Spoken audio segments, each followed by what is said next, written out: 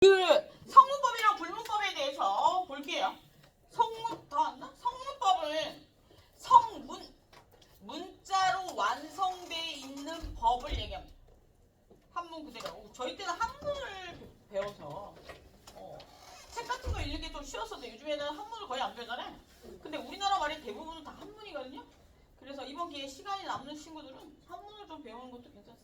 예.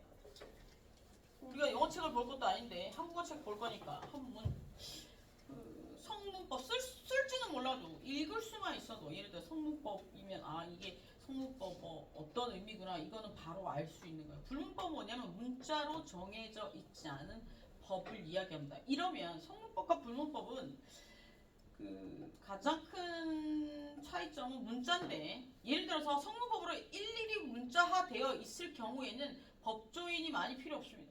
해석의 범위가 굉장히 좁거든요. 그런데 불문법 개념만 나와 있고 사례 케이스 대 케이스 사례별로 그 이념에 벗어나지 않는 테두리 내에서 해석하라고 하는 나라들은 불문법 국가라고 하는데 미국이 대표적입니다. 그래서 미국은 변호사가 많이 필요해요. 주마다 법도 다르고. 근데 우리나라는 이렇게 변호사가 많이 필요 없습니다. 저 나와가지고 다 어떻게 할까? 한 해 2,000명씩 써지는데 취직이 안 돼. 이 의사도 좀 문제죠. 그죠? 의사도 서울은 너무 많습니다.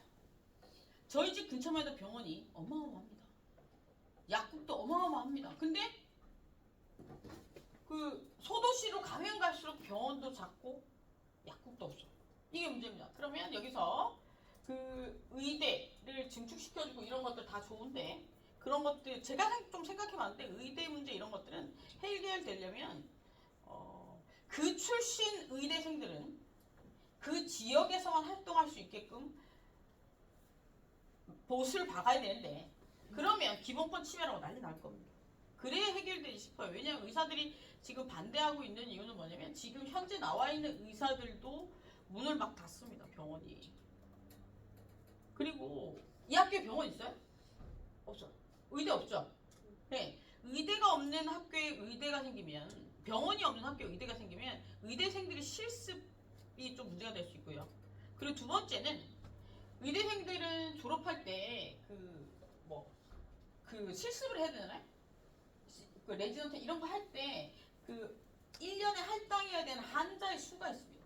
근데 지방 소도시는 이 한자의 수를 소화해낼 수가 없어요. 그래서 의대에서는 증축이 안 된다고 얘기하는 거고요. 네 병원 지어주고 인구를 분산시켜주면 하겠다라는 거고요. 나라에서는 소도시에 의사가 없으니 만들자는 취지거든요. 근데 그걸 잘 조율하면 해결될 것 같은데 해결 안 되죠. 의사들 없습니다, 여러분. 아시죠? 병 나면 이제 죽습니다. 이거 결론은 뭐야? 주위에 간호사나 의사하고 친하게 지내주시다. 어떻습니까? 진짜 나중에 진짜 병원 베드 못 잡습니다. 그런 일이 발생할 수 있어요. 우리나라의 곳곳에 많은 문제점들이 있거든요. 내일 아니라고 그냥 지나치면 나중에 나에게 다 돌아옵니다. 내가 먹고 사는데 문제가 생길 수 있어요. 나중에 내가 엄청나게 열심히 일을 해서 돈을 많이 벌었는데 어느 날 내가 큰 사고가 났어. 병원에 갔는데 베드가 없어. 의사가 없어. 그럼 어떻게 된 거야? 나 죽는 거지. 그런 거 생각해 본 적 있어요? 그런 걸 생각했을 때 좀 합리적인 해결책이 필요할 것 같아요. 여러분들이 잘 해결해 보세요. 네. 그리고 봅시다. 성문법, 불문법, 그런 거고요. 성문법은 장점은 일일이 다 나와 있기 때문에 해석상의 문제점이 생기지 않을 수 있고요. 두 번째는 뭐냐면 단점은 뭐냐면 사회의 구조, 사회의 변화 속도에 법이 따라갈 수 없습니다. 그죠? 그렇기 때문에 해석되지 않는 생활들이 있어요. 분쟁들이 있어요. 그럼 어떻게 해결할 것인가? 이래서 만약에 법이 존재하지 않으면 법관이 양심을 걸고 우린 그걸 조리라고 하거든요. 헌법을 바탕으로 해서 헌법에서 얘기하는 인간의 기본권을 바탕으로 해서 판사가 양심을 걸고 판단하라고 법에 규정되어 있습니다. 그럼 여기서 판사가 도덕적이고 돈에 욕심이 없고 착한 사람이 되어야 된다는 결론이 나오겠죠. 검사도 마찬가지입니다. 그죠? 예. 법의 범위 내에 모든 우리 생활들이 들어와 있는 게 아니기 때문에 법조인은 양심적인 사람이 되어야 됩니다. 제 생각입니다. 근데 공부를 하면 할수록 그런 생각이 들어요. 봅시다. 그래서 성문법의 장단점 그런 것들이 있을 수 있고요. 성문법의 종류는 헌법, 이 헌법인데 이제 저번 주에는 이 얘기는 안 했던 것 같아요. 헌법 봅시다. 헌법은요, 그 모든 법의 가장 기본이 되는 법입니다. 그럼 헌법에 나와 있는 것들은 어떤 걸까? 헌법은 사회 조직이 이루어질 때 제일 처음 만들어진 게 헌법입니다. 그럼 뭐가 나와 있어야 될까? 사회 구조, 그죠? 나와 있어야 돼요. 첫 번째, 지도층에 대한 것들도 나와 있어야 되고, 국민에 대한 것들도 나와 있어야 돼, 그죠? 오케이. 그리고 두 번째, 이런 국민에게 국가가 뭘 해줄 수 있는지 기본적인 기본권에 대해서 나와 있어야 돼요. 기본. 그래서 나와 있어. 그리고 이런 것들을 이게 세 번째 여기에 이제 법의 구조나 적용 이런 것들에 대해서 나와 있어야 되고 사회 구조. 세 번째는 법이 침해되었을 때 어떻게 우리 인간의 기본권, 법이 인간의 기본권을 침해했어 어떻게 구제받을 것인가 구제에 대해서도 나와 있는 겁니다. 그죠? 그래서 우리가 여기 지도층의 문제점들을 헌법에서 규정하고 있기 때문에 탄핵도 헌법재판소에서 하는 겁니다. 대통령 내지 국가 지도층은 어떻게 되는가요? 정치적인 활동을 해서 그 조직을 움직이는 사람들이라고 생각하기 때문에 형사재판의 대상이 되지 않는다는 얘기는 뭐냐면 형법으로 판단할 수 없다는 거야. 그러면 이 사람들은 영원히 판단 못하냐? 그건 아니고 그 임기 끝나면 판단할 수 있어요. 그래서 지금 탄핵을 시키려고 하는 이유가 뭐야? 그 자리에서 끌어내려야지만 그들이 잘못한 부분에 대해서 형사재판을 할 수 있다라고 해서 끌어내리려고 하는 거예요. 그래서 지금 왜 구속이 취소됐냐면 보세요. 대통령이나 이런 지도층은 형사재판의 대상이 아니에요. 그죠? 형사재판의 대상이 아니기 때문에 형사재판 과정 중에 있는 게 구속이야. 그 구속과 관련된 것들을 집행할 수 없는데 했다는 거죠. 그리고 이제 공수처는 뭐냐? 공직에 있는 사람들에게 뭐 잘못된 부분이 있으면 수사하는 곳이잖아요. 그죠? 그 공직의 범위에 대통령은 들어가죠. 공공의 이익을 하는 그 범위에 대통령은 들어가지 않아. 공직자의 대통령은 들어가지 않는다고요. 그냥 어떻게 보면 넓게 해석하면 들어갈 수 있는데 안 들어가요. 그렇기 때문에 문제가 있다라고 얘기하는 거고 한쪽에서 한쪽 야당에서는 그렇게 얘기하는 거예요. 여당에서는 어떤 의미냐면 대통령이든 뭐든 잘못했으면 이번 건 같은 경우에는 정말 4.19 사태나 5.18 사태처럼 굉장히 심각한 국민의 기본권을 침해한 문제이기 때문에 그런 거 필요 없다는 취지입니다. 그러니까 고위공직자의 범위에 그런 것들을 정확하게 명백하게 규정해야 되는데 그게 규정 자체가 좀 명확하지 않은데 원칙적으로 봤을 때 대통령 거기에 들어가지 않습니다. 그래서 대통령 예를 들어서 만약에 구속을 하거나 구속이 취소된 이유는 검찰에서 그렇게 판단한 이유는 그런 것 때문에 그걸 근거로 해서 판단했을 거예요. 물론 그 근거가 잘못됐다고 얘기하는 사람들도 있긴 한데 법 해석 그대로라면 그렇습니다. 근데 법을 약간 확장해서 해석하면 구속할 수도 있다라고 보는 게 맞는 거죠. 왜냐면 고위공직자에 대통령을 포함시키게 되면 구속은 가능한 거예요. 검찰에서 구속한 게 아니고 공직자 수사처에서 구속한 거잖아요. 그렇기 때문에 그 가능한 건데 두 당이 얘기가 다른 거죠. 법에 정확하게 안 나와 있어요. 법에 얼마나 잘 아는 사람들이겠어요, 그죠? 근데 그 사람들이 그게 잘 안 나와 있으니까 싸우는 거겠죠. 세모야 지금. 그래서 이제 난리가 난 거예요. 그래서 국민들이 주말만 되면 서울에 돌아다닐 수가 없습니다. 이번 주는 저도 나가야 될 듯합니다. 지금 이번에 집에 내려가 친구들 좀 만났는데 부산 울산에서도 막 올라왔는데 차 가지고 나더러 가냐고 물어보더라. 집에 주말에서 자는데 마음속으로 빌게. 그러니까 네가 어떻게 애들을 가르치면서 그런 짓을 할 수가 있냐. 어디든 너의 의견을 피력해라. 그래. 야 그러다 TV에 나오면 그렇잖아. 그러니까 너무 심장이 새 가슴 될 겁니다. 그러니까 좀 겁납니다. 겁나죠? 네, 겁나는데 그래도 왜 지금 이런 생각들을 좀 하냐면 중학생, 고등학생들이 나간다고 해서 좀 생각을 달리 해볼 필요가 있을 것 같아요. 여러분은 가지 마세요. 제가 대신 가겠습니다. 어느 선이든 제가 두 군데 다 가보겠습니다. 아셨죠? 네. 어떻게 해보는지. 그래서 헌법은 가장 위에 있는 거고요. 헌법에서 그 국민의 기본권과 관련된 내용들을 규정하고 있죠. 그 기본권과 관련된 내용들을 아래에서 규정하고 있습니다. 형법, 민법, 형법 가장 대표적인 거죠. 그리고 여기에 파생되는 법률이 상법 이런 것들이 있고요. 그리고 하나 더 있는 건 행정법인데 행정법은 여기서 민법이랑 상법은 국민과 국민 사이의 관계에서 발생될 수 있는 법률 관계를 이야기한 거고 형법은 국가에서 금지하고 있는 것들이 있습니다. 그죠? 이런 것들을 적어놓은 법이 형법이에요. 그래서 국가와 국민 사이의 관계에 대해서 이야기하고 있는 겁니다. 그리고 행정법은 뭐냐면 사회 조직이 운영되기 위해서 행정 업무, 국가의 행정 업무를 유지하기 위해서 필요한 법들이 있어. 그죠? 그런 것들을 나타내는 법이 행정법이에요. 행정학과가 있던데 손 들어보세요. 있었는데 행정학과 그죠? 예. 몇 학년이야? 4학년이면 다 잘 알겠네? 대박. 감사해요. 4학년이라서. 지난 학기에 3학년이 한 명 들어갔던 것 같은데. 그래서 이거는 국가와 국민 사이의 관계를 나타냅니다. 우리 납세, 세금 내고 군대 가고 이런 것들 있잖아요. 그런 것들은 국가 국민 사이의 관계잖아요. 거기에도 합리적인 기준이라는 게 있어야 돼. 그 기준에 대해서 나와 있는 거죠. 그래서 그런 것들이 나와 있고요. 그 다음에 불문법은 법이 헌법 정도만 나와 있는 거야.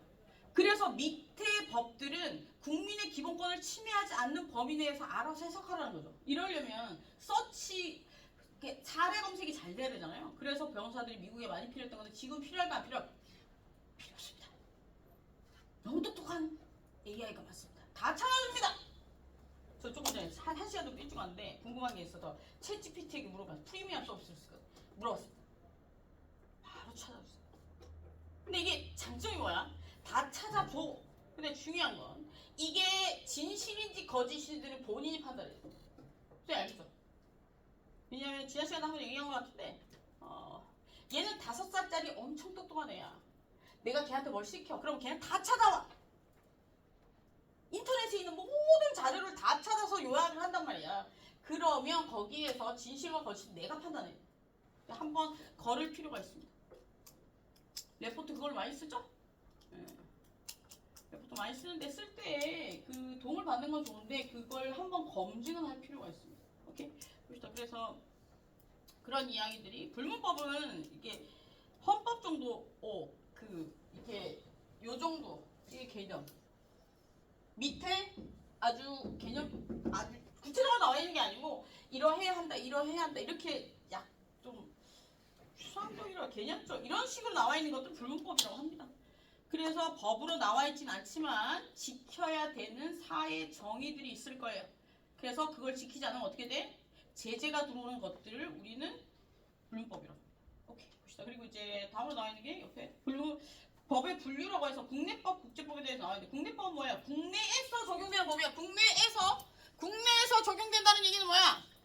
그 법의 적용과 관련해서 장소적 효력, 장소적, 인적, 시간적 요 세 가지를 좀 생각해 볼 필요가 있는데 장소에서 예를 들어서 대한민국 영토 내 대한민국 영해 바다 내에 대한민국 하늘에 있으면 대한민국 법이 적용되는 게 장소입니다. 법의 적용과 관련해서 장소와 관련된 이야기인데 여기서 보세요.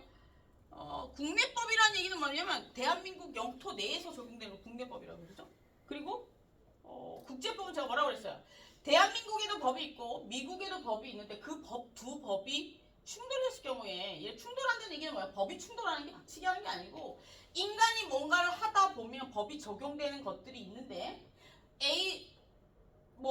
한국 사람과 미국 사람이 결혼을 했어. 그러면 두 나라의 민법이 충돌될 거 아니야. 그지? 그랬을 경우에 어떻게 적용할 것인가 내지는 예를 들어서 미국 사람이 우리나라에 들어서 범죄를 저질렀어. 그러면 어떻게 되는 거예요? 장소적 효력에 의하면 우리나라 법을 적용을 받는 게 맞아. 그죠? 근데 인적 효력, 그 나라 국민은 그 나라 법의 적용을 받는다는 원칙에 따르면 미국에는 그 나라 미국 형법을 적용시키는 게 맞는 거죠. 그랬을 경우에 그 두 법 사이에 어떤 법을 적용시킬 것인가를 결정하는 게 국제법. 조약이죠. 간세도 지금 마찬가지야. 지금 트럼프가 이게 트럼프 대통령이 막 간세와 관련된 법 규정대로 막 적용시키지 않고 막 자신들에게 유리하게 하는 건지 뭐 어떤 건지 모르겠는데 그렇게 하고 있잖아. 그거는 왜 그렇게 할 수 있냐면 약속이었기 때문에. 이게 만약에 국가 사이의 법이었다면 정말로 뭔가 제재를 할 수 있는 처벌을 할 수 있는 법이었다면 그렇게 못했을 거야. 그런데 이게 약속이고 그걸 지키지 않았을 경우에 법과 유사한 점은 뭐냐면 지구라는 공동체의 여러 구성원들이 미국에게 불합리한 혜택을 주는 거야. 근데 미국은 어떻게 생각하고 있는 거야 지금? 우리는 너희 따위의 그 불합리한 혜택은 괜찮다 이렇게 생각하고 하는 건데 미국 국민들은 불안해합니다. 그죠? 저기도 조만간 태극기라고 안 하죠. 뭐라 송조기를 들고 나오지 않을까 싶어요. 좀 우울합니다. 뉴스를 보면. 네. 그래서 국내법이랑 국제법은 국내 관계를 나타내는 게 국내법이고 국제 관계를 나타내는 게 국제법이에요. 그러면 법의 적용과 관련해서 이건 뒤에 나오는 건데 제가 미리 얘기한 장소적 효력, 인적 효력 이게 문제가 되는 건 어떤 거냐면 국적. 예를 들어서 우리나라는 우리나라에서 태어나면 우리나라 국민이야. 그지? 맞아요? 1번 우리나라 땅에서 태어나면 우리나라 국민이다. 2번 우리나라 부모에게서 태어나야 우리나라 국민이다. 자국민, 대한민국 국민 부모 중에 한 사람이 대한민국 국민이어야지 대한민국 국적을 취득할 수 있다. 어떤 게 정답일까요? 이게 장소적 효력이랑 인적 효력과 관련된 부분이거든. 여러분 볼게요. 우리나라 국적법이 어떻게 되어 있냐면 우리나라 영토에서 태어난다고 할지라도 부모 중에 한쪽이 대한민국 자국민이 아니면 국적 취득을 못하게끔 되어 있어. 그죠? 그래서 우리는 인적 효력 법과 관련된 인적 효력을 더 국적법에서 중요하게 생각하는 거고 미국은 그 나라 영토에서만 태어나면 그 나라 국민으로 인정이 됩니다. 인정이 돼요. 그래서 우리나라는 어떻게 했어? 원정 출산이 난리가 났었잖아. 미국 국적을 취득하면 좋은 점이 뭐야? 뭐가 좋을까? 왜 그렇게 미국 국적을 취득하려고 했을까? 1번 군대를 안 갑니다. 2번 뭡니까? 영어를 배워야 되잖아요. 외국인 학교에 들어갔는데 학비가 쌉니다. 네. 그리고 20살이 되면 국적은 선택해야 됩니다. 선택해야 되는데 미국 국적을 취득하고 만약에 하고 선택하고 우리나라에 계속 살고 싶으면 몇 달에 한 번씩 나갔다 오면 됩니다. 6개월에 한 번인가 석 달에 한 번인가 나갔다 오는 것 같은 그런 것들. 그래서 이제 그리고 하나 더 우리나라 법이 적용되는 영역에는 어떤 것들이 있냐면 땅도 있고 하늘도 있고 바다도 있는데 하나 더 있습니다. 비행기. 예를 들어 우리나라 산모가 미국 비행기 예를 들어 캐나다 비행기에서 예를 들어서 미국 하늘 위에서 애를 낳았어. 그럼 어떻게 되는 거야? 국적이 왜 있게? 캐나다 국적법이 어떻게 되는지 모르겠어. 미국과 유사하다고 칩시다. 그러면 어떻게 되는 거야? 국적 취득이야. 그러면 얘는 나중에 선택하면 됩니다. 나중에. 우리 때는 이런 시험 문제를 교수님이 논술을 하라고 했었거든. 그래서 제가 한번 국제법 수업 때 국제법 교수한테 끌려가지고 있었는데 이런 걸 그러니까 답 다 적어놓고 끝에다 교수님 이런 걸 왜 쓸데없이 이런 상황이 발생하지 않을 텐데 왜 물어보십니까? 이런 적었다가 진짜 끌려가서 혼났습니다. 궁금해할 수도 있잖아요. 우리 때는 그런 걸로 교수한테 덤비면 끌려갔었거든요. 요즘에 끌려가면 어떻게 될까? 게시판에 터지겠죠? 우리 집은 게시판에 터지면 잡혀갑니다. 또 제가 이제 법대를 다녔잖아요. 한 달에 한 번씩 모의고사를 봐가지고 1학년부터 4학년까지 성적표를 붙입니다. 고등학생이니까 1등부터 100등까지 한 번도 못 떠봤습니다. 졸업하기도 전 빠듯했습니다. 요즘에는 그러지 않아요. 요즘에는 그러면 이제 난리 나죠. 예? 학부모들이 다 학교에 옵니다. 우리 때는 교수님한테 맞았다고 해도 엄마가 네가 잘못했겠지 이랬습니다. 근데 뭐 누구의 잘못인지 잘 모르겠습니다. 어쨌든 봅시다. 그런 국내법, 국제법, 국제관계고 공법, 사법, 사회법인데 이것도 했어요. 그죠? 공공의 이익을 추구하는 공법이고 행정법이나 형법, 국가와 국민 간의 관계를 나타내면 공법이고요. 사법은 개인 간의 관계를 나타내면 사법입니다. 그래서 민법이랑 상법이 가장 대표적인데 민법은 그냥 둘 사이의 거래야. 그런데 상법은 뭐냐면 민법에서 떨어져 나오는데 어떤 거야? 상거래. 예를 들어서 내가 혼자서 여러 사람을 상대하는데 이게 왜 개인 대 개인의 거래가 아니냐? 라고 물어볼 수 있겠죠? 이 상거래는 시장에 영향을 미치는 거예요. 공공의 이익과 관련된 부분이 약간 있단 말이야. 그죠? 그래서 상법으로 띈 겁니다. 개인과 개인 사이 이익이긴 하지만 약간 개인과 개인 사이의 이익으로 끝나는 게 아니고 그게 시장에 영향을 미칠 수 있기 때문에 세금도 부과하고 상거래 원칙도 있고 뭐 이런 거. 그래서요. 상법 이런 것들이 해당. 사회법은 사회복지와 관련된 법이죠. 여기 사회복지학과가 있던데. 우리나라 원래 사회복지법이 없었어요. 그냥 사회복지법률이 맞는 거예요. 사회복지법이라는 건 없어요. 사회복지법률이 맞아요. 여러 가지 법을 합친 게 법률이거든요. 그래서 예전에 아동복지법, 노인복지법, 한국복지법 이렇게 분야마다 다른 법들이 있었어요. 그래서 헌법처럼 사회복지와 관련된 헌법적인 개념은 없었었어요. 헌법을 기준으로 해서 노인을 보호해야 아동을 보호해야 한다고 해서 아동복지법, 노인복지법 이런 것도 있었거든요. 근데 최근에 뭐가 생겼냐면 사회보장기본법이 생겼어요. 이해되셨죠? 그래서 그걸 기본으로 해서 헌법에서 그 부분만 따가지고 온 거죠. 그렇게 된 거고. 대표적인 것 중에 하나 행정법도 원래는 행정법의 기본 원리가 있었어. 국가는 국민을 상대로 해서 이렇게 해야 한다는 게 개념적으로 나와 있을 거 그걸 지키기 위해서 행정법들이 존재했던 거거든요. 헌법에는 국가는 국민에게 공정하게 해야 된다고 나와 있고 그걸 행정법에서는 개념적으로 잡아놓고 그걸 법으로 했으니까 사람들이 다 헷갈리겠지. 그래서 행정기본법이 생겼습니다. 그래서 헌법을 해치지 않는 범위 내에서 행정기본법을 행사하고 그 행정기본법을 실현시키기 위해서 행정법이 있는 거예요. 머리 아프죠? 머리가 터질라 그래, 그지? 그냥 들어요. 들으면 나중에 괜찮아집니다. 그리고 일반법이랑 특별법이 있는데 예를 들어서 우리가 형법이라는 게 있어. 예를 들어서 최근에 온라인과 관련된 성폭행이 많이 일어났죠. 실제 오프라인상의 성폭행과 온라인상의 성폭행, 성적인 문제가 어떻게 다를까? 오프라인상에서는 실제로 만지거나 더듬거나 이런 거잖아요. 그죠? 그 터치가 이루어지는 건데 온라인상에서 터치가 이루어지지 않지만 둘 다에게서 나타나는 결론은 뭐예요? 성적 수치심. 이해됐죠?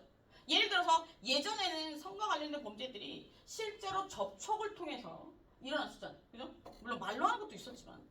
그런데 요즘에는 온라인상에서 어떻게 일어나냐면 스크린 앞에서 시킨단 말이야. 예전에 조주빈인가? 조두빈인가? 이상한 애 있잖아. 그죠? 그 사람도 그거죠. 스크린상에서 그런 행위들을 하게끔 해서 그 사람이 성적인 수치심을 느끼게 한 겁니다. 성과 관련된 범죄의 가장 큰 그 포인트는 뭐냐면 성적 수치심이에요. 내가 그 이야기를 듣고 그 문자를 받고 그걸 보았을 때 내가 성적 수치심을 느끼면 어떻게 엮어도 엮을 수 있습니다. 그럼 여기서 팁은 아니지만 절대로 해서는 안 되는 짓이 뭐예요? 예를 들어 여자친구랑 여자친구 남학생들이 많이 억울하게 여학생들 내가 못 들어본 것 같고 남자들이 억울하게 강간범으로 들어가는 경우도 있습니다. 예를 들어 사귀다 보면 호텔 갈 수 있죠? 손잡고 들어갔는데 그 안에서 일어난 일은 아무도 모르는 거거든. 그죠? 성폭행 당했다고 얘기하는 경우들이 종종 있어서 그게 만약에 판을 못 뒤집으면 어떻게 됩니까? 그 안에 호텔 안에 CCTV가 없기 때문에 잘못 뒤집으면 진짜 성범죄는 징역합니다.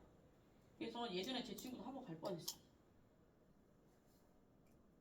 근데 이제 잘 입증이 돼서 나왔지만 실제로 여기서 알 수 있는 사실은 뭐냐면 예전에 저희 때는 거절해도 정면서 이렇게 생각하는 것과 거절하면 노라는 의미라는 그 선에 있던 세대 이럴 수도 있고 이럴 수도 있다고 생각했던 세대인데 요즘은 어떻게 되는 거야? 요즘엔 노라고 하면 거기서부터는 거절입니다. 무슨 얘기인지 알겠죠? 그래서 절대로 그런 것들을 하면 안 됩니다. 그래서 실제로 문제되는 사건들이 많았습니다. 근데 이건 남녀간에만 일어날 수 있는 건 아니고요. 동성 간에도 성폭행이 성립합니다. 그래서 그런 것들을 좀 조심하셔야 됩니다. 그래서 특별법 얘기를 하는데 일반법 형법에서 성과 관련된 범죄를 저지르면 안 된다고 나와 있어. 그런데 그 오프라인상에서만 적용할 수 있었대. 근데 최근에 그 소통의 공간이 온라인으로 옮기면서 온라인에서도 그런 행위들이 일어나면 어떻게 해야 돼? 법을 새로 만들어야겠지. 그 사회 그 시대에 특수하게 필요한 법들이 있대. 그러면 그 특별법으로 만드는 거야. 잠시 잠깐 만들었다 사라질 수도 있고 계속 있을 수도 있어. 그 사회 시대의 변화에 가장 잘 적용되는 거죠. 근데 그거는 예를 들어서 형법도 있고 특별법도 있어. 그럼 어떤 법을 먼저 적용시켜야 될까? 특별법을 우선시 적용시킨다는 거. 왜냐하면 그 특별법이 만들어진 이유는 그 사회 조직 내에서 그런 법들이 필요로 했기 때문에 급하게 만들어진 거야. 그게 알겠죠? 오케이. 그리고 요즘에 막 그 스쿨존에서 막 사고 일어나고 막 이런 것들도 있잖아요. 그런 것들도 막 그 저기 특별법이 만들어지고 있죠. 그리고 또 요즘에 아이 죽었잖아요. 그래서 또 무슨 법을 하나 만든다고 그런 것도 특별법이에요. 예, 봅시다. 그리고 강해법, 이위법, 고유법, 개수법 이건 넘어갑시다. 그리고 이제 법의 실질적 효력과 관련해서 타당성과 실효성. 타당성은 이게 도덕적으로 모든 사람들이 이해할 수 있을 만한 타당성이 있어야 된다는 거 법이. 그리고 실효성은 뭐냐면 그 법이 실제적으로 사회 구조에 적용됐을 때 효력을 발생할 수 있어야 된다는 얘기예요. 왜 봅시다. 그런 얘기들이 나오고 시간적 효력은 예를 들어 법이 만들어졌을 때 언제 적용되느냐. 첫 번째 법이 만들어진 일반법은요. 통상적으로 일반법은 20일이거든요. 근데 국민의 기본권을 침해하는 기본권과 관련된 범죄들은 범죄가 아니고 법들은 30일 중요법들은 30일 정도 적용된다고 생각하시면 됩니다. 30일 이후에 적용되는 거고 법이 효력이 사라지는 건 시간적인 시점에서 사라지는 건 언제냐면 법이 폐지되면 없어지거나 위헌 판결 나서 없어지거나 뭐 이렇게 오케이 그런 것들이고요. 장소적 효력은 어디에 적용되느냐 그런 이야기들이 나오는 거고 인적 효력은 원칙은 자국민에게 적용되는 거죠. 예를 들어서 이거잖아요. 우리나라 국민이 우리나라 영토에 있어도 적용이 되지만 외국에 나가도 적용이 되고 그런 이야기들이 나올 거고 해석과 관련된 법을 어떻게 해석할 것인가 그런 부분들이고 이건 그렇게 중요하지 않습니다. 유권 해석은 권력이 있는 집단에서의 해석을 얘기합니다. 권력 집단에서 해석 어떻게 하느냐 예를 들어 그리고 이제 학리 해석은 뭐냐면 여기 학교에 계신 교수님들 있죠? 교수님들은 어떻게 해석하느냐 학문적인 논리로 어떻게 법을 해석하느냐 의미가 있겠습니까? 그죠? 유추는 뭐냐면 법이 없을 때 다른 법을 땡겨도 하는 거죠.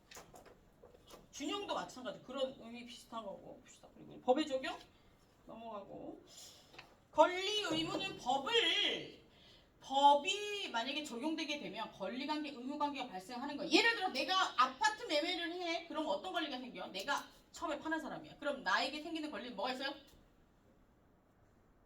권리는 요구할 수 있는 거야. 의무는 해야 되는 거고. 그럼 나에게 생기는 권리는 뭐가 있을까? 아파트 주인이야. 파는 사람이야. 나는 상대방에게 매매 계약에서 돈을 요구할 수 있는 권리가 있어. 그죠? 그리고 상대방이 어떤 의무가 있어? 집을 줘야 되는 의무가 발생합니다. 그죠? 그러면 상대방은 집을 사고자 하는 사람은 어떤 권리가 생겨? 요구할 수 있는 건 뭐야? 나한테 집 줘야 되는 건 뭐야? 해야 되는 건 뭐야? 돈. 이렇게 모든 법률 관계 우리의 생활에서는 전부 다 권리관계, 의무관계가 생기는 거야. 그러면 부모 자식 간에도 권리관계, 의무관계 있을까? 당연히 있죠. 그죠? 나 엄마의 간섭을 받고 싶잖아. 그럼 어떻게 하면 돼? 엄마에게서 경제적인 독립을 하면 됩니다. 용서 안 받으면 됩니다. 그렇다고 해서 가족관계인데 그렇게 막 딱 자를 수는 없을 것 같죠? 네. 엄마한테 잘하세요. 아셨죠? 네. 어머니한테 잘합니까? 네. 어떻게 잘합니까? 그냥 잘합니까? 안아드리고 그냥 생일 선물 합니다. 맞아요. 부모님한테 사랑한다는 얘기 합니까? 예, 하세요. 좋아합니다. 엄마한테 예쁘다는 얘기 합니까? 하세요. 여자들은 좋아합니다. 그냥 어머 너무 예쁘다 이렇게 하면 거짓말하죠. 엄마 살짝 뭐가 분위기가 달라졌는데? 살짝 얼굴이 매끈해진 것 같아. 이런 식으로 하면 용돈이 많아집니다. 해보세요. 진짜입니다. 무슨 알치겠죠? 진짜라니까.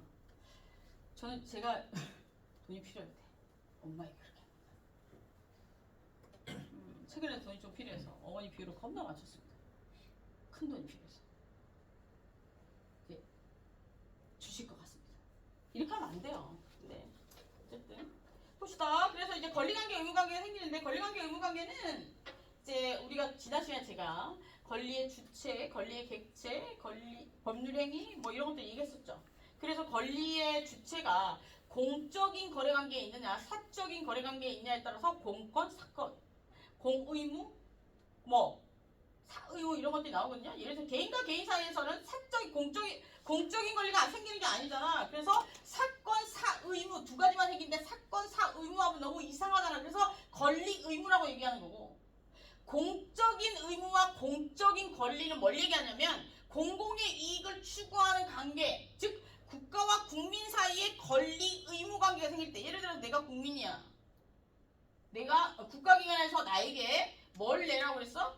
세금을 내라고 했어. 그럼 이게 공적인 행위잖아요? 그러면 난 국가에게 뭘 해줘야 되고 뭘 요구할 수 있냐 이런 것들을 공권, 공의무라고 얘기합니다.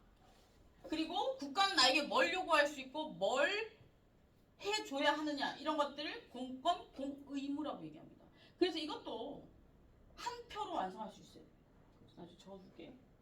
그런 얘기들이 나옵니다. 그래서 이런 것들과 관련된 이야기 나누고요. 그래서 뒷부분은 나중에 보도록 하고 그것과 이게 법의 기본이고 그 법을 구체적으로 실현시킨 것들이 헌민령 그리고 뭐 상법 이게 쭉 많은데 법이 그 중에서 헌민령이 기본이기 때문에 헌민령만 나와 있는 거예요. 그러니까 이제 실제로 이런 내용들이 나와 있나 볼게요. 네. 볼게.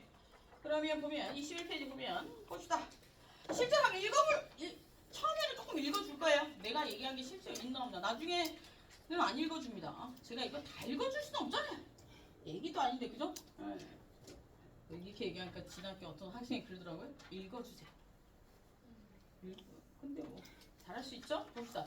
우리가 아까 전에 사법의 필요성과 관련해서 인간은 그 완벽한 동물이 아니기 때문에 법이 모여 살게 되고 이런 모여 살게 되면 분쟁이 발생할 수 있고 분쟁이 발생함으로 인해서 그걸 합리적으로 해결할 수 있는 기준이 필요한데 그 기준에 대해서 사람들이 알지 못하면 그 기준이 필요가 없어집니다. 그래서 만들어진 게 법교육이라고 했죠. 봅시다. 그렇게 나와 있나? 인간의 생활 관계는 매우 복잡하고 다양하고 종교, 관습, 도덕 등 각 사회 규범에 의해서 규제되고 있어. 그죠? 예, 규제되고 있잖아요. 그죠? 조직을 이루어 사니까. 그래서 과거 고대 시대에는 맹목적 신화심과 결부된 위풍양소, 도덕이죠. 종교의 교리죠. 내지는 관습 등에 의해서 규율되었지만 규율되었으므로 법의 대상이 되는 사회생활 관계, 법률 관계는 적었다라고 얘기하는 이건 무슨 뜻일까? 예전에는 굳이 국가에서 강제력을 행사하지 않더라도 신부님이 목사님이 하지 마 이러면 안 했다는 거야. 선생님이 하지 마 이러면 안 했다는 거야. 근데 요즘에는 그렇게 얘기하면 뭐라고 그래? 네가 뭔데 이렇게 얘기한다. 이해됐어요? 그런 얘기들이에요.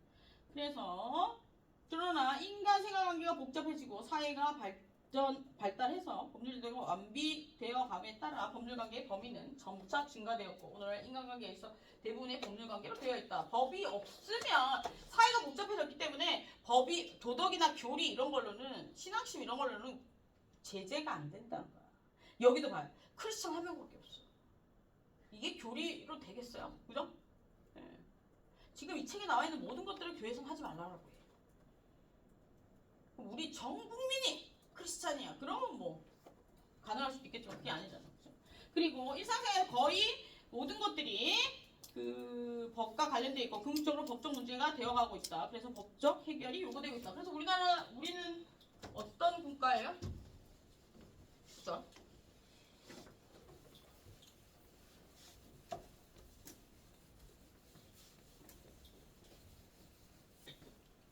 책이 1.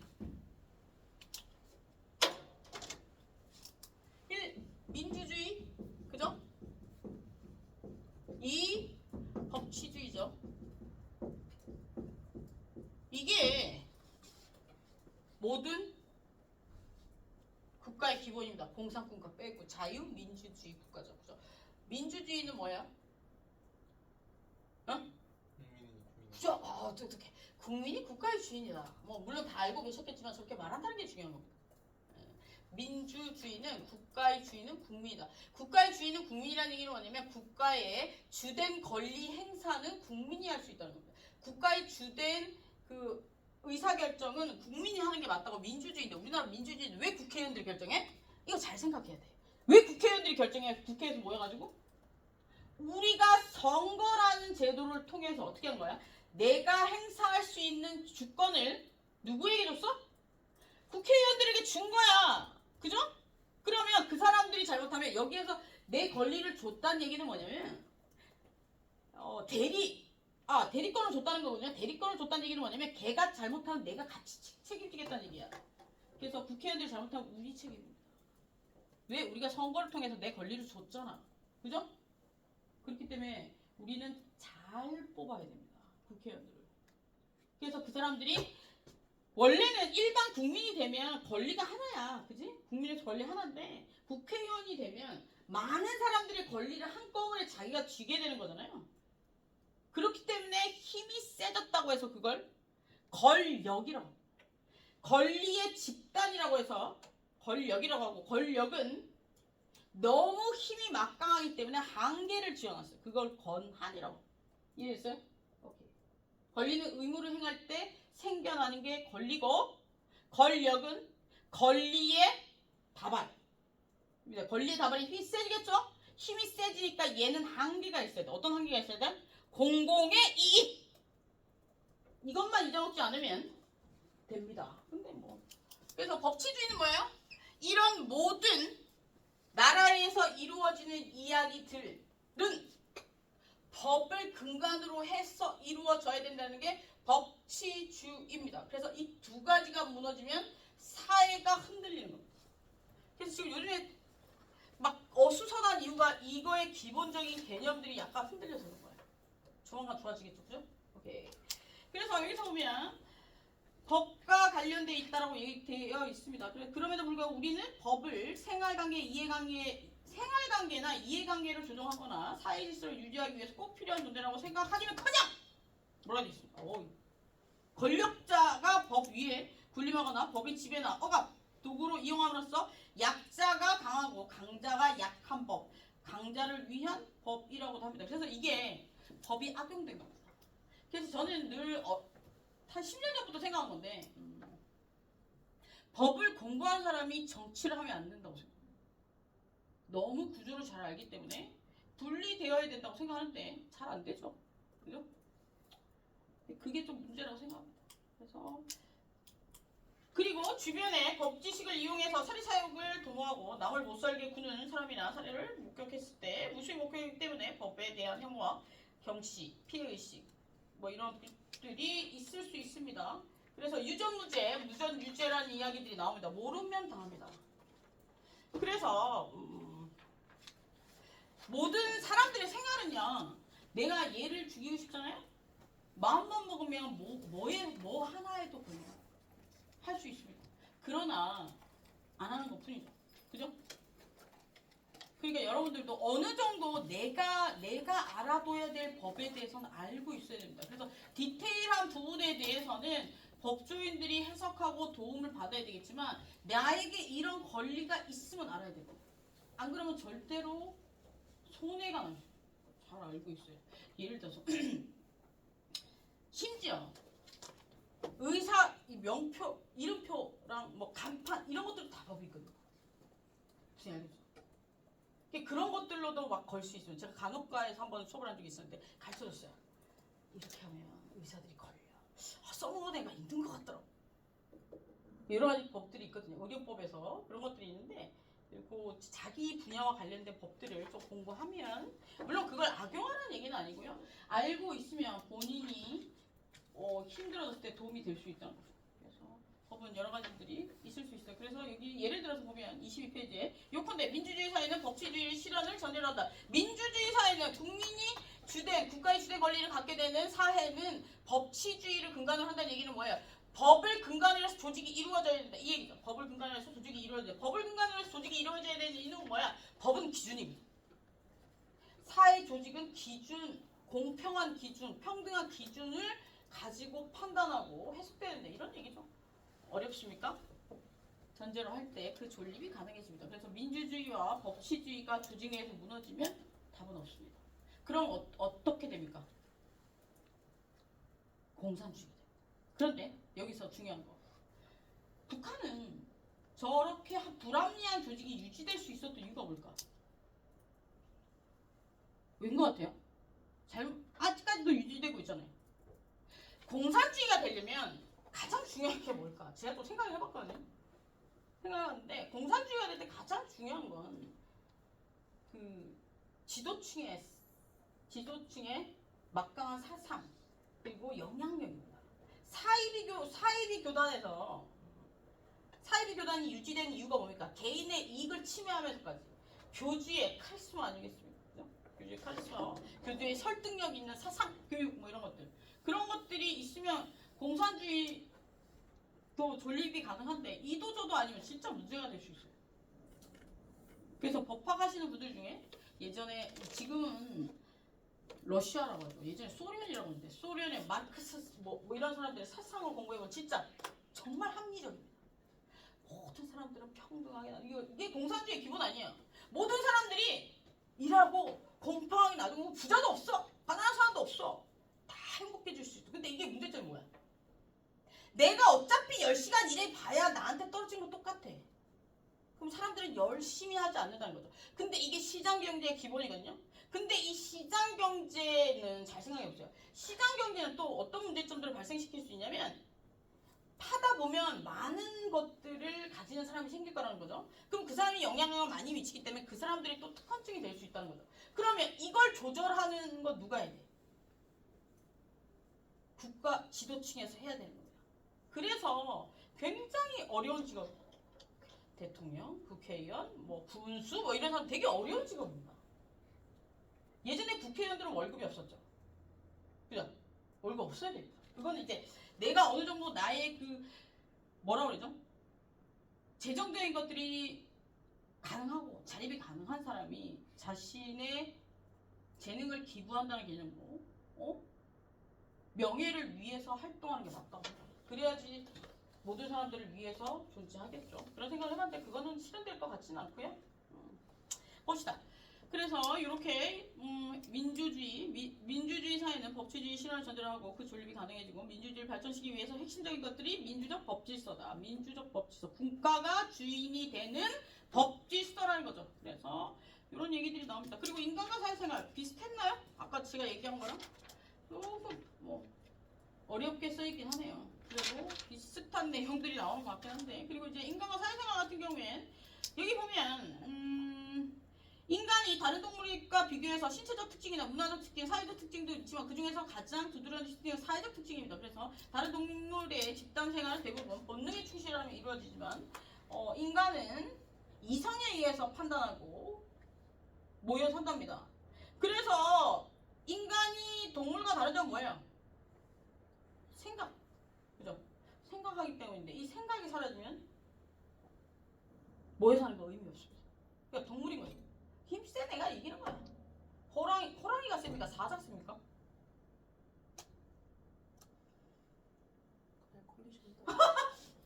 저 그게 생각해봤거든요. 호랑이가 셀까? 사자가 셀까? 근데 밀림의 왕은 사자 아닙니까? 그죠? 그거 좀 생각해본 적이 있었는데 답은 없더라고요. 맞아. 그다음 컨디션에 따라서 그 조직의 컨디션에 따라 달라지는 겁니다. 갑자기 생각이 났어. 그래서 이제 그런 게 생기는 거예요. 인간 조직은 그렇지 않죠? 이성적인 판단으로 하잖아요. 그죠?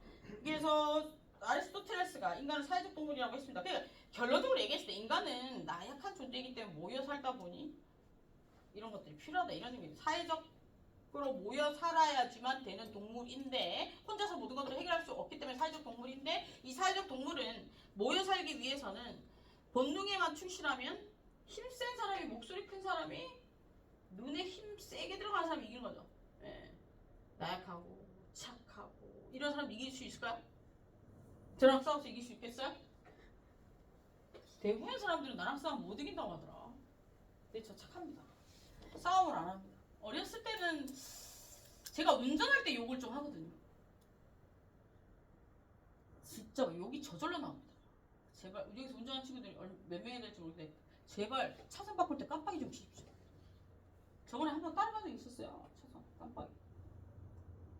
세웠는데 엄마 부모님한테 혼났습니다. 그러다가 걔가 정말 무서운 애면 어떡하려고 그 차를 따라가냐. 한참 20대 때는 차를 그냥 앞에 우리 때는 공군다고 하는데 제가 집이 부산이거든요. 아 공군다니요 공군구나. 차 이렇게 하잖아요. 앞에 탁 세우는 거예요. 우리 때는 그래도 이상한 사람이 없었거든요. 근데 지금은 사회가 복잡해지고 약물 남용과 그리고 사회적 고립으로 인해서 이성이 탈출한 친구들이 많기 때문에 그렇게 하게 되면 진짜 큰일 날 수 있습니다. 여러분 그냥 가십시오. 아셨죠? 그래서 욕 얘기 왜 나왔지? 그래서 사회적 동물입니다. 그래서 모여 살게 되면 꼭 사회생활 하게 되면 법이 필요하다 뭐 이런 얘기들 좀 나오는 것 같아요. 이거 한번 읽어보세요. 읽어보고 이거 로비스 크로스 얘기한 걸까? 23페이지. 로비스 크로스 1919년 영국의 작가 다포가 지은 소설인 요크 출신인 로비스 크로스의 생애 이상하고도 놀라운 모험에 대해서 무인도에 5년간 지낸 일이 있었는데 이때 이 소설에서처럼 인간이 오랫동안 고립되어야 한다면 인간일 수 있을까? 어떻게 생각해요? 혼자 살아. 그럼 인간일 수 있을까? 우리가 인간이라는 개념은 이거잖아요. 인간은 이렇게 둘이 겹쳐 있는 거잖아요. 그런 의미 아닐까 싶어요. 그래서 혼자 산다면 인간과 동물은 기준이 없을 것 같아요. 그죠? 그래서 뭐 이해를 왜 들어가는지 모르겠는데 인간은 사회적 동물이라는 얘기를 하고 싶어서 들어놓으신 것 같아요. 그죠? 넘어갑시다.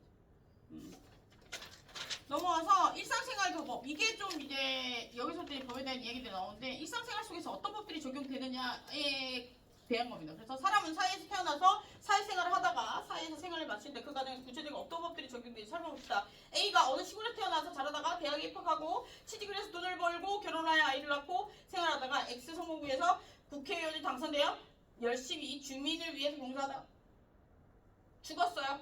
그러면 어떤 법이 적용될까? 첫 번째 태어났어. 국적과 관련된 법들이 신분적인 관계에 대한 법들이 적용되겠죠? 생을 마쳐 신분과 관련된 우리가 죽을 때 뭐해? 태어나면 뭐예요? 출생신고. 죽으면 뭐해? 사망신고. 이게 법에 다 나와 있거든. 그런 법들이 적용되고 그리고 그 가정 속에서 여러 가지 법률 관계들이 생길 수가 있어요. 예를 들어서 내가 집을 얻어. 그러면 매매계약. 집을 사. 그러면 매매계약. 집을 빌려. 임대차계약. 오케이? 임대차계약. 그런 것들이 생겨날 수 있고 내가 버스를 타. 그럼 운송계약. 이게 생겨날 수 있다는 거죠. 그래서 내가 국회의원을 당선됐어. 그러면 뭐가 적용될 수 있어? 선거법. 물론 책을 보면서 이해해도 되지만 이렇게 생각을 해보고 이걸 있을 수 있겠구나 예상을 하고 책을 읽으면 책이 훨씬 더 재밌을 것 같지 않아? 나만 재밌구나. 알고 있어요. 지금 이 나이에 이런 책 절대 재미없다는 거. 그러나 이렇게 생각하세요. 부자가 될 수 있다. 왜냐하면 첫 시간에 얘기했다시피 법을 알면 그 돈의 흐름을 볼 수 있습니다. 그러니까 일정 부분 법을 좀 아는 것도 중요합니다. 아시겠죠? 그렇다고 다 죄벌이 되거나 그러진 않겠지만 내 권리를 잘 찾을 수 있으면 그 어떤 게 위반이고 어떤 게 위반이 아니고 내 권리가 뭐고 내 의무가 뭔지를 정확하게 안다면 돈 버는데도 도움이 많이 되겠죠. 그죠? 그리고 이 사람이 국회의원 당선되고 봉사해서 죽었어요. 이런 얘기들이 여러 가지 법률 지금 얘기한 것처럼 국적 취득과 관련 신분관계의 법, 그리고 태어나서 결혼하게 된 신분관계에 관련된 법, 아이를 낳을 신분관계, 그리고 매매계약이라면 민법과 관련된 법, 그리고 선거법 이런 것들이 적용될 수 있다는 거죠. 아까 얘기했죠. 도덕벌리 넘어지면 어때 얘기에 구청이나 시청에 얘기해서 그 보상해 달라고 하면 손해사정서가 나옵니다. 보험 우리 청구할 때 보면 손해사정서 나오잖아요. 그 사람들이 나와서 조사해가지고 보상해줍니다. 그런 것들도 법에 나와 있겠죠. 그리고 이제 25페이지에 보면 사회규범이 필요한 이유는 뭘까? 밑에 세 번째 단락에 보면 따라서 인간은 사회생활하고 그 생활을 유지하고 발전시키기 위해서 일정한 질서가 필요하고 그 질서는 일정한 규범을 유지하고 발전시켰다. 그래서 밑에 보면 사회규범의 필요성은 인간이 생활을 하면서 그 사회생활을 유지하고 발전시키기 위해서 필요하다고 되어 있어. 이 얘기는 뭐야? 사회생활을 유지하다 보면 분쟁이 발생할 거고 그 분쟁을 해결해야지만 그 사회가 유지되는 거잖아요. 그래서 사회규범, 도덕이나 법이나 간섭이나 이런 것들이 필요하다. 그 중에서 제일 힘센 애는 누구? 법. 그렇다는 얘기입니다. 그리고 사회규범의 의의, 사회규범은 뭐라고 했어? 밑에 근데 여러분 책을 읽을 때 어디가 핵심이에요? 앞에 있을 수도 있고 마지막에 있을 수도 있어요. 그래서 뭐 시험 같은 거 볼 때 지문을 보면 시간 없으면 앞부분이나 뒷부분, 이 모든 저자들은 앞부분이나 뒷부분에 자신의 생각을 정리해놓고 중간에는 예를 들어 시험 공부할 때도 어떻게 하면 돼? 요즘에 시험 공부할 때 그냥 책을 긁어가지고 AI 정리시키면 되는 거야. 요즘에 또 뭐 다른 것도 있더라고. 뭐 녹음을 시키면 그냥 또 녹음본을 요약을 해주더라고. 와, 너무 좋아졌어, 그죠? 진짜 너무 좋아졌어. 그래서 여기서 보면 사회교육의 필요성은 그 사회를 유지하기 위해서 원활하게 만들기 위해서 평화롭게 만들기 위해서 질서 유지죠. 질서 유지. 분쟁이 해결하는 게 질서 유지니까 이걸 위해서 규범이 필요하다는 거죠. 오케이. 그리고 사회규범의 의, 사회규범은 우리가 보자. 넘겨서 반면에 밑에 보면 두 번째 줄에 그때 두 번째 사회규범은 사회 구성원들의 공동의 동의에 따라서 이루어졌대. 이 얘기는 뭐야? 지키기 싫으면 나가면 됩니다. 그럼 이렇게 얘기할 수도 있겠죠. 나는 내가 여기 들어오고 싶다고 들어온 게 아니야. 부모님이 나를 대한민국 국민으로 국적을 만드는 거잖아요. 그럼 어떻게 하면 돼? 미성년자일 때는 일정한 권리가 없습니다. 법정 대리인 근데 친권자 있어요? 본인에게? 몇 살이야 지금? 23인데 왜 친권자가 있어? 봅시다. 알려줄게요. 다 몰라요 원래. 법정 대리인이라는 건 뭐냐면 내가 법적으로 유효하게 할 수 있는 법률행위가 없어. 법적으로 유효하게 할 수 있는 법률행위라는 건 뭐냐면 집을 살 수 있고 소송을 할 수 있고 차를 살 수 있고 이런 것들이 이게 법에서 얘기하는 권리를 취득할 수 있는 게 법에서 유효한 권리를 취득할 수 있다는 얘긴데 누구의 동의만 있으면 돼. 법정 대리인 나의 법에서 정해져 있는 권리를 유효하다라고 인정해줄 그런 것들을 대리해줄 수 있는 사람이 있으면 내 권리도 유효해질 수 있는 거야. 미성년자가 원칙적으로 아파트를 못 사. 그런데 법정 대리인인 부모가 동의해주면 살 수 있어. 근데 우리가 법정 대리인이랑 친권자라는 개념이 나오는데 친권자는 미성년자한테만 있는 개념. 그러면 왜 법정 대리인이라고 하지 않고 그냥 친권자라고 하느냐? 예를 들어 미성년자 말고 치매, 노인 이런 사람들도 있을 수 있죠. 장애인 이런 사람들 중에도 미성년자 아니고 성인인데 장애인인 사람이 있을 수 있죠. 그죠? 그 사람들은 유효하게 법률행위를 할 수 없을 수 있다는 거야. 정상 사람이랑 같이 거래를 못 할 수도 있어. 그럴 때는 법에서 정해놓은 대리인이 필요할 수 있다는 거야. 동의를 할 수 있는 이성적인 판단을 할 수 있는 그런 사람들이 법에 정해져 있어. 가족 첫 번째 가족이에요. 두 번째 가족과 유사한 사람. 그리고 두 번째는 이해관계인이라고 하는데 이해관계인이라는 건 뭐냐면 나와 뭔가 재산적으로나 이런 것도 엮여 있는 사람들.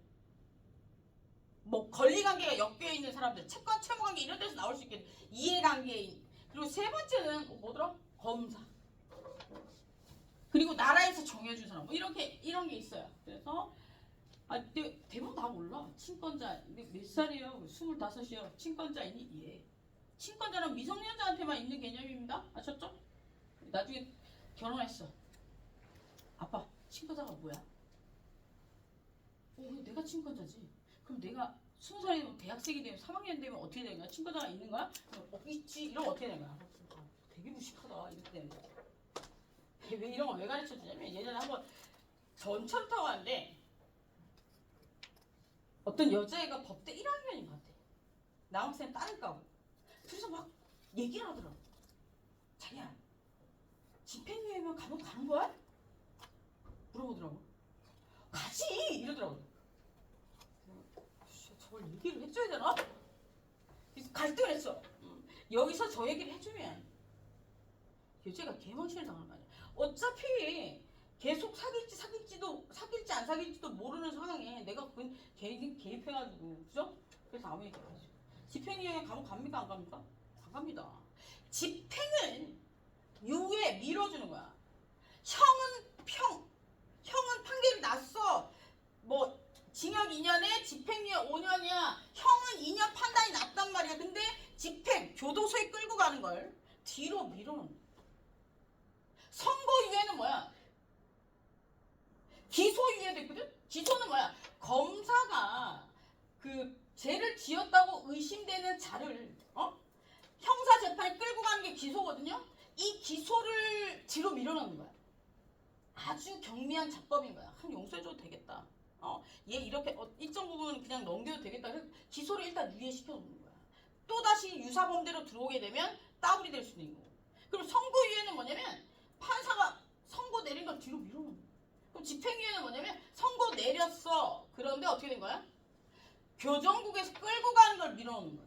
그래서 한 번만 알면 완전히 좋게 돼. 우리나라 말하면 이게 합쳐져 있는 거니까. 그래서 이런 친권자 개념 사회생활 얘기하다 나왔구나. 그래서 여기서 보면 그렇다면 사회규범의 유형은 뭐 예를 들어 종교 간습 드러내서 26페이지 간습도덕법 등과 같이 사회생활을 방해하는 행위를 금지하거나 필요한 것을 요구하는 것들이 다 같이 당해의 법칙을 말한다. 당해의 법칙은 몰라도 되고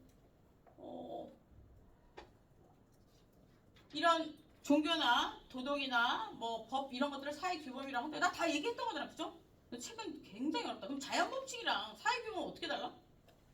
자연법칙은 그냥 자연적으로 이루어지는 애들이야. 뭐야? 물이 위에서 아래로 떨어지지. 그게 자연법칙이야. 그죠?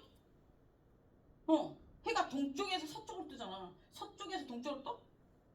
근데 왜 해는 동쪽에서 서쪽으로 뜨는 거야? 누가 나한테 이거 물어보더라. 그래서 대답해줬어. 해는 왜 동쪽에서 서쪽에 떠요? 해가 뜨는 거야? 그렇죠. 지구가 도는 겁니다. 지구과학 시간에 배웠죠? 지금 뭐라 그래? 저희 때 지구과학이라고 했는데. 제가 원래 이과여서 지구과학이라고 해요? 저희 때는 지구과학이랑 뭐 배웠더라? 물리 이런 거 배워요. 물리도 아직도 배웁니까? 예전에 천문학자가 되는 게 꿈이었는데 왜 안 됐을까요? 지금 생각해보면 천문학자 이런 것도 굉장히 좋았을 것 같아. 그죠? 갔으면 좋았을 것 같은데, 그죠? 별을 엄청 좋아하거든요. 그래서 그리스 로마 신화도 좋아합니다. 달 옆에 떠있는 별이 뭡니까? 네? 나만 관심이 있구나. 그런 것들은 목성이랑 금성이죠. 그래서 목성이랑 금성인데 목성이 늘 떠있는 게 목성이 좀 헷갈리네. 늘 떠있는 게 목성인가 금성이 하나고 나머지 하나는 정말 희귀하게 한 번씩 뜹니다.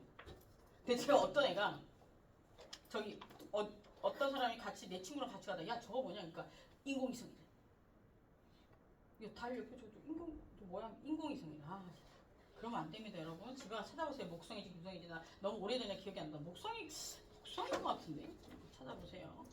그래서 사회규범은 이게 자연원칙은 원래 뭐 자연적으로 존재하는 것들을 얘기하는 태양이 동쪽에 서쪽으로 뜨는 이런 것들을 얘기하는 거고 물이 위에서 아래로 떨어지는 그게 자연법칙이고요. 사회규범은 우리가 조직을 이룸으로 인해서 생겨난 것들을 얘기합니다. 쉬었다 하겠습니다.